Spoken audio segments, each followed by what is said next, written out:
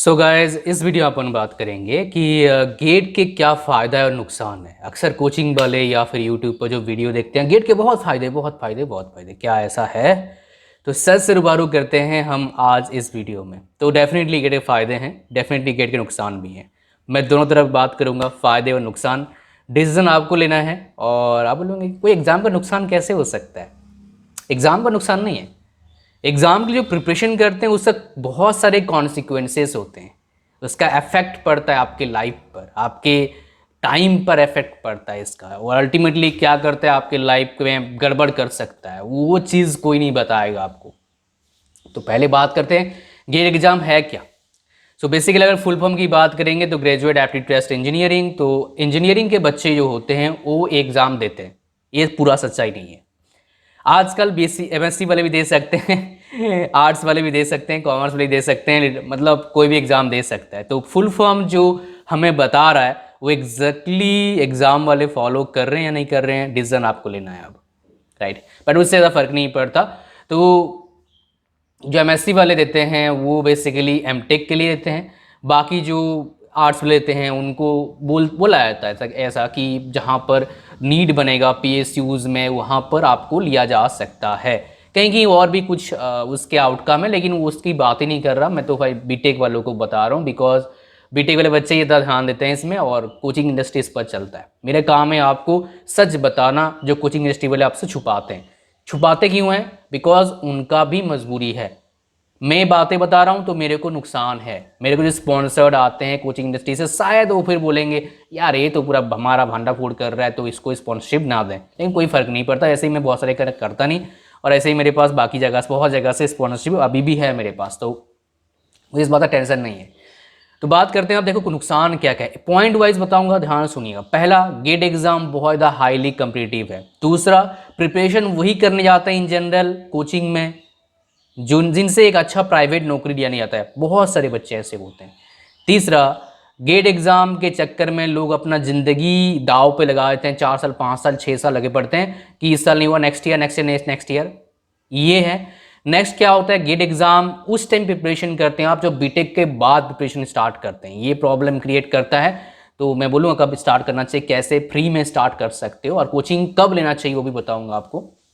और सबसे बड़ा प्रॉब्लम क्या है, गेट एग्जाम का जो आउटकम है वो छुपाया गया है कि एग्जाम दोगे तो आपका बहुत बढ़िया हो जाएगा, गेट एग्जाम क्रैक करने के बहुत फायदे हैं, 12,400 रुपये मिलता है एमटेक करने का, लेकिन उसके बाद क्या वो नहीं बताते। ठीक है, तो ये जो पॉइंट्स मैंने बताया सारा पॉइंट सब समझ गए, लेकिन सबसे बड़ा पॉइंट आपको मैं 2-3 बताऊंगा जो नुकसान करता है। पहला पॉइंट, मेरे कई फ्रेंड्स हैं जो एक्सट्रीमली तो नहीं बोलूंगा लेकिन एबव एवरेज स्टूडेंट थे। अगर वो किसी और फील्ड में आते अदर देन गेट, अगर वो नॉन टेक का प्रिपरेशन भी करते ना, वो इजीली क्रैक करते। बिकॉज गेट में 5 बार 6 बार क्वालिफाई करना और 67-65 मार्क्स लेना कोई छोटी बात नहीं है, राइट। अभी वो क्या कर रहे हैं भाई, गेट में कुछ हुआ नहीं तो एमटेक कर लिया ऐसे सिंपल कॉलेज से या फिर ठीक ठाक यूनिवर्सिटी से, एनआईटी से, उसके बाद भी कुछ अच्छा नहीं हुआ, पीएचडी कर रहे हैं, पीएचडी का कुछ अच्छा हो गया, फॉरेन में चले गए पोस्ट डॉक्टरेट फेलोशिप करने तो अच्छा, अगर इंडिया में रहे, अगर आईआईटीज़ में एनआईटीज़ में पढ़ाने का मौका मिल गया, परमानेंट हो गए तो बहुत बढ़िया, लेकिन सबको मिलता नहीं, 5 to 10% को मिलता है बाहर जाने का मौका, इधर 5 to 10%, बाकी 80% क्या करते हैं प्राइवेट यूनिवर्सिटीज़ में या फिर डीम टू बी या फिर कुछ और जगह पर पढ़ाना शुरू करते हैं। तो कितना सैलरी मिलता है उनका, 70,000 के आसपास सैलरी मिलता है। तो थिंक अबाउट इट, अगर आप पढ़ते हो बीटेक के बाद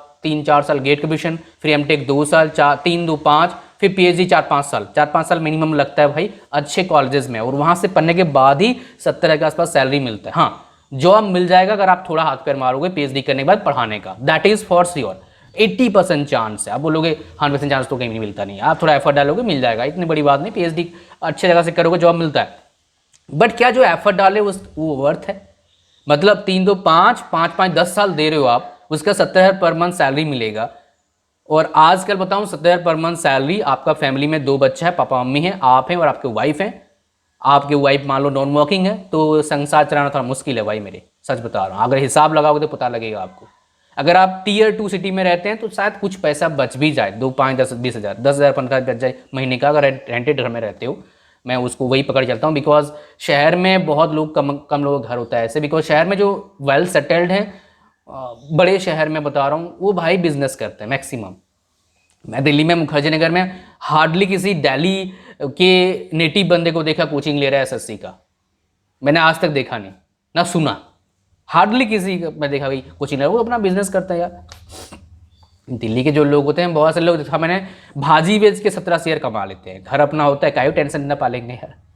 लेकिन सबका अलग अलग सिग्निफिकेंस है। I don't want to demoralize you या डिमोटिवेट यू, बट बता रहा हूँ। अब एक चीज़ तो आपने देख लिया कि अगर आप पीएचडी करते हैं तो कहीं ना कहीं आप थोड़ा सेट तो हुआ है, तो और अच्छा चांस भी रहता है, मतलब 25-30% चांस रहता है अच्छा सेटल रहने का।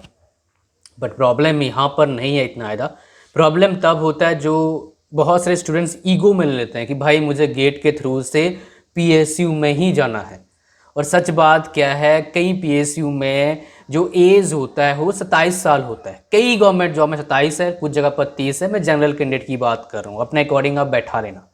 तो जब आप 23 साल में बीटेक कंप्लीट करते हैं, 24, 25, 26, मतलब 3-4 साल ऐसे बीतता है ना, पता भी नहीं लगता है।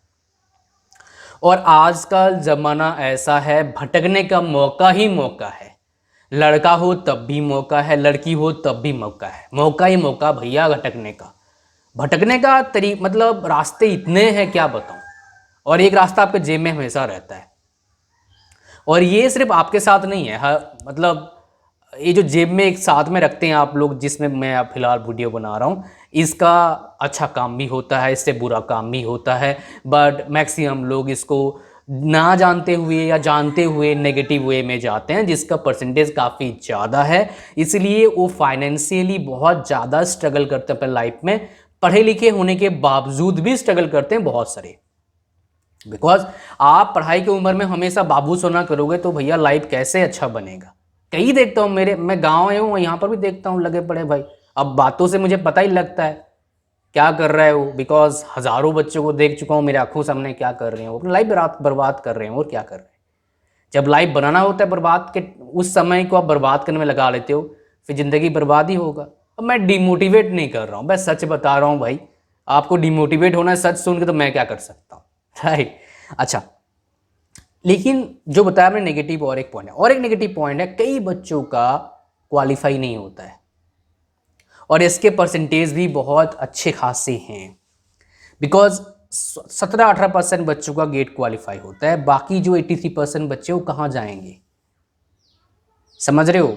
हाँ, गेट के ये जो वीडियो है, इस तरह का रिलेटेड वीडियो मैंने एक बना के दिया था जब मेरे को बहुत ख़राब लगा था, जब मैंने देखा कई हमारे साथ काम कर रहे थे उस टाइम, अब भी काम करते हैं, लेकिन उनका बहुत से जॉब लग गया है।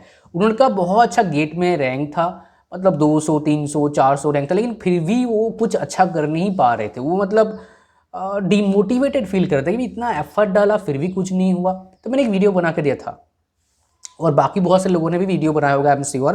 बिकॉज प्रॉब्लम जब आता है तो मैं अकेले वीडियो नहीं बनाता हूँ, कई लोग अपना अच्छा ट्रूथ रखते हैं यूट्यूब पर, बाकी जगह पर ही।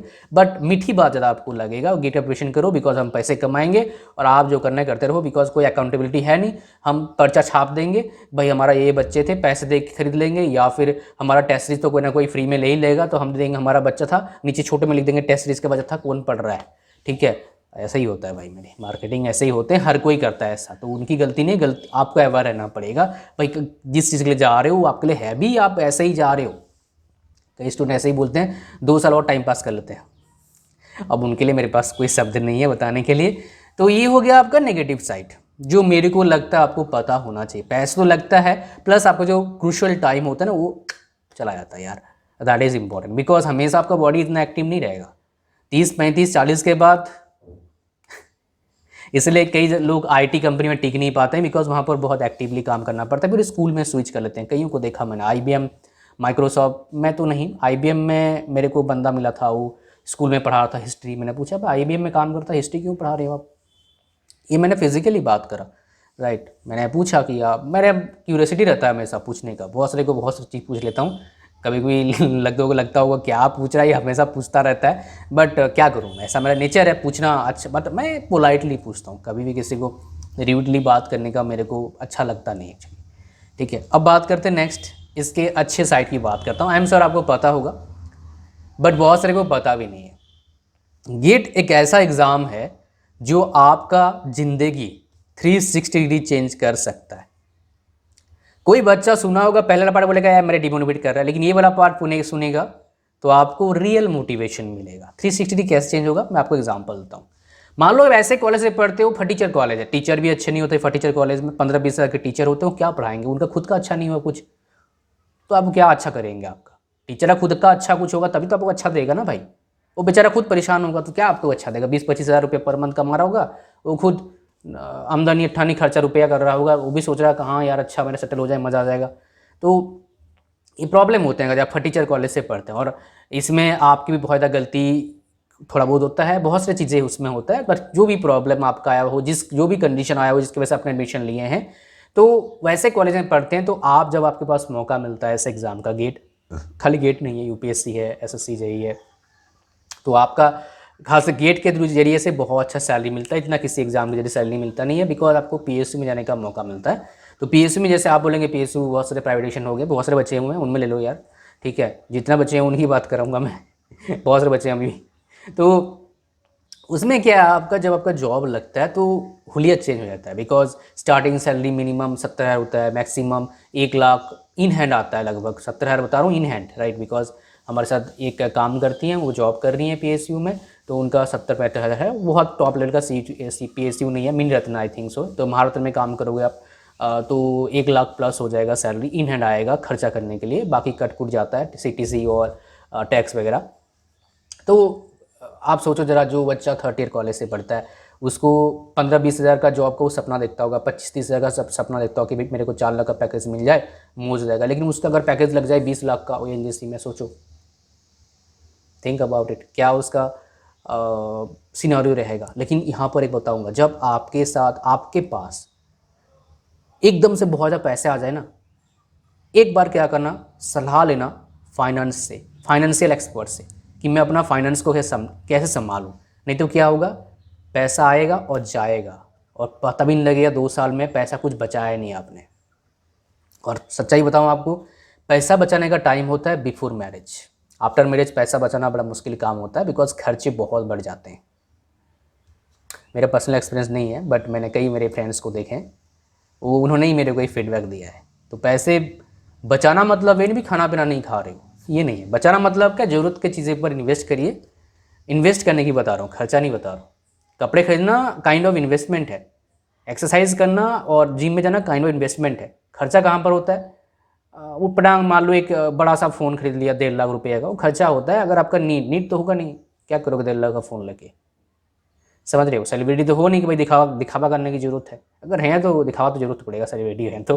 बट अगर जॉब कर रहे हो तो ठीक है भाई, 25-30 हज़ार फ़ोन ले लो, राइट। ऑफर में आता है 50 हज़ार तक फ़ोन ले लो, और क्या, अगर 1.5 लाख सैलरी है तो। देखो फ़ोन में इतना इन्वेस्टमेंट करिए, आपके महीने का सैलरी का मैक्सिमम 30% इन्वेस्टमेंट करो, मैक्सिमम, उससे ज़्यादा नहीं फ़ोन पर, ठीक है। ये मेरा हिसाब किताब है, बाकी आप देखिए। मैं अगर मान लो आपका 1 लाख सैलरी है, 30 हज़ार का फ़ोन, 30 हज़ार सैलरी है तो आप 10 हज़ार का फ़ोन ले लो, मिनिमम 10-12 हज़ार का फ़ोन लो, ताकि चले थोड़ा सा ठीक है, काम चल रहा है। ये हो गया एक पहला बेनिफिट हो गया। दूसरा बेनिफिट कैसे 360 चेंज होता है, अगर आपका अच्छा रैंक आया तो आप आईआईटी में जाएंगे, और आईआईटी में आपका जो डिफरेंस होता है, देखा मैंने, थिंकिंग लेवल का डिफरेंस होता है। फटीचर थिंकिंग जो हमारे दिमाग में रहता है वो निकल जाता है, बिकॉज आप वहाँ पर देखते हैं अलग तरह के टैलेंट को आप ऑब्जर्व करते हैं, एनालिसिस करते हैं। पढ़ाई तो वही किताब का लगभग होता है, टीचर्स अलग लेवल के आपको मिलते हैं, क्या आप आइडियाज़ के बारे में बात करते हैं।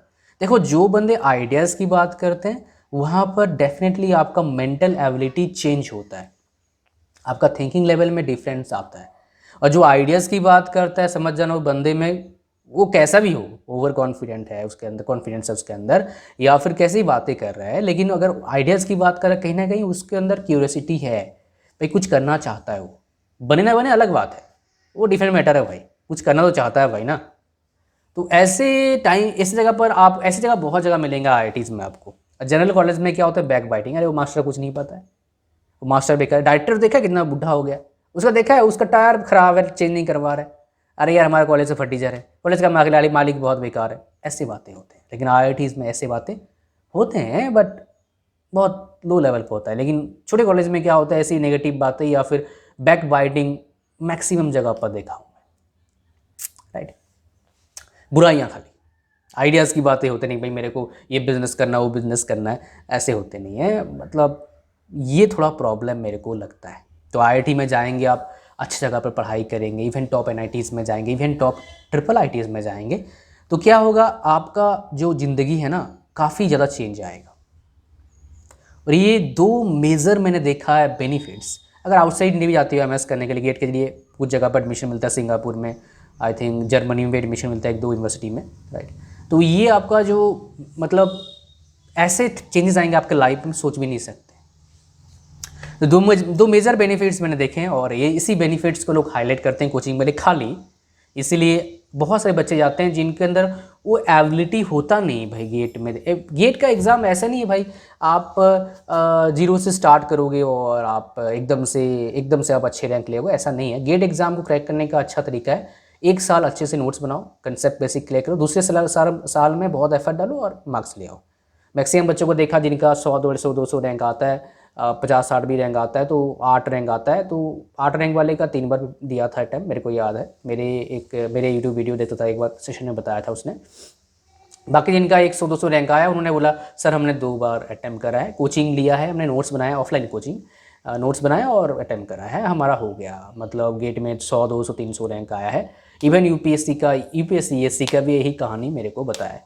आप बोलेंगे सर मैं 3rd ईयर कॉलेज में हूँ तो कैसे फ्री रिसोर्स का यूज़ करूँ? कुछ नहीं करना भाई, जो कॉलेज में पढ़ाया जा रहा है उसी को घर में पढ़ो, किताब पढ़ो और उसी से रिलेटेड क्वेश्चन बनाओ जो प्रीवियस ईयर में आया हुआ है गेट में। बस ये इनिशियली कर लो आप, 2nd ईयर से 3rd ईयर कर लो, उसके बाद 3rd ईयर में एग्ज़ाम दो, टेस्ट सीरीज दो, 2-4 जगह का एग्ज़ाम दो। बाकी तो आप यूट्यूब पर 2-4 वीडियो देख ही लिए होंगे गेट के प्रिपरेशन कैसे करते हैं। अगर नहीं बताए मेरे को बताना, मैं और एक वीडियो बना दूंगा अच्छा सा आगे जाके।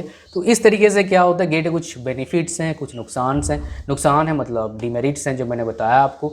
आई होप सबको पूरा जानकारी मिला है। तो इस जानकारी को फैलाइए यार, लाइक करिए, शेयर करिए, कमेंट करिए कैसा लगा वीडियो बताइए, और नए चैनल पर सब्सक्राइब करो। 80% लोगों ने सब्सक्राइब तक नहीं कर रखा है, तो सब्सक्राइब करिए चैनल का ग्रोथ के लिए। इससे बहुत से बच्चों को और पता लगेगा और उनको रियल नॉलेज मिलेगा। मेरा काम है आपको दोनों साइड बताना, एक साइड नहीं, मीठी मीठी बातें नहीं, कड़वी भी मीठा भी, ताकि आपको सच पता रहे पहले से। Thank you very much, good luck, God bless you all, bye bye.